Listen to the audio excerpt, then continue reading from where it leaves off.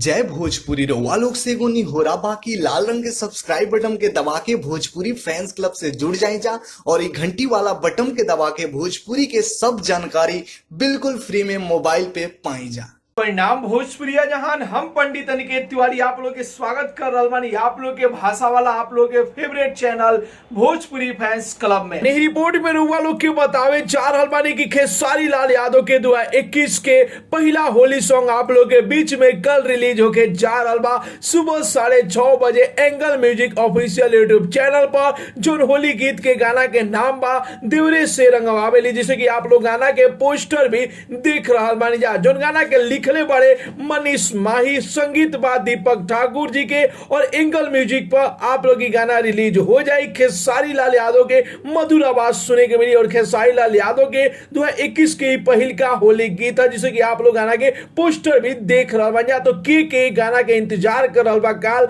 और आप लोग के पोस्टर कैसा लागल अपन राय जरूर ही कमेंट बॉक्स में बता दीजिए और साथ ही साथ वीडियो के ज्यादा से ज्यादा लाइक करी जा, ज्यादा से ज्यादा शेयर करी जा और भोजपुरी जगत के हर छोट बड़ न्यूज जाने खातिर अपन भाषा वाला चैनल भोजपुरी फैंस क्लब के जरूर ही सब्सक्राइब कर लीजा। तो मिलता नहीं भैया अगला वीडियो में एगो नया न्यूज के साथ है, तब तक के लिए बाय बाय, टेक केयर, जय भोजपुरी।